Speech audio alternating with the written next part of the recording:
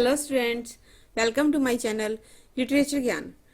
हम पढ़ रहे थे नाटक। हमने शुरू किया हुआ था प्रसाद काल।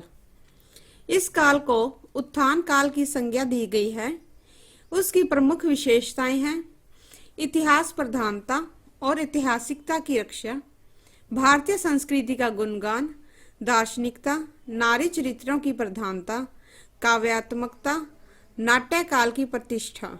इस युग में हिंदी के श्रेष्ठ नाटककार हुए सेठ गोविंदास, लक्ष्मी नारायण मिश्र, वृंदावन लाल शर्मा, सुदर्शन, उदय शंकर भट्ट तथा सुमित्रा नंदन पंत। इन नाटककारों ने एक और तो ऐतिहासिक, सामाजिक, पौराणिक आदि विविध प्रकार के नाटक रचकर नाट्य विषय को विस्तार किया। रंगमंच पर भी इनका विशेष ध्यान रहा था। तृतीय है प्रसादोत्तर काल।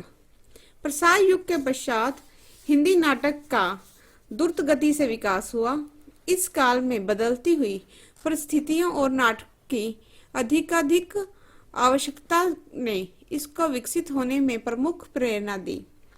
इस काल में एक और जहां प्रसादकालीन नाटककारों ने अपनी प्रौढ़ रचनाएं प्रस्तुत की, वहीं दूसरी ओर कुछ नए लेखक भी इस दिशा में सक्रिय हुए।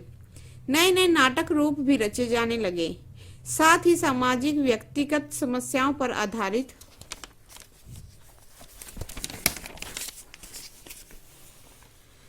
समस्या नाटक भी प्रकाश में आए। सेठ गोविंदास, उदय शंकर भट्ट, लक्ष्मी नारायण मिश्र इस काल के महत्वपूर्ण नाटककार हैं। सर्वाधिक प्रसिद्ध और सफल सिद्ध हुए उपेंद्र नाथ अश्क और डॉक्टर राजकुमार वर्मा। चतुर्थ है स्वतंत्रोत्तर काल। प्रसाद जी के पश्चात नाटकों को गति मिली। अनेक प्रतिभा संपन्न कलाकार सामने आए। ऐतिहासिक नाटककारों में हरि कृष्ण प्रेमी का नाम उल्लेखनीय है। वह हिंदू मुस्लिम एकता के समर्थक थे। स्वतंत्रता प्राप्ति के पूर्व के नाटकों में पराधीनता से मुक्ति के लिए संघर्ष की प्रेरणा है, तो बाद के नाटकों में राष्ट्रीय निर्माण का स्वर है। रक्षाबंधन, स्वप्न भंग, आहुति, विषपान, शीशदान उनके प्रमुख नाटक हैं। उदय शंकर भट्ट ने अम्बा, विश्वामित्र आदि नाटकों की रचना की।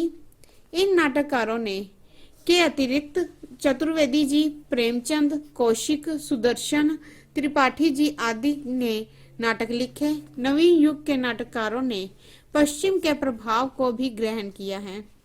इनमें मिश्र जी का नाम विशेष उल्लेखनीय है। सन्यासी, सिंदूर की होली, राक्षस का मंदिर, मुक्ति का रहस्य इनके प्रसिद्ध नाटक हैं। मोहन राकेश ने नाटक को नई दिशा दी। इनके नाटकों में पात्रों का द्वंद्व दर्शनीय है।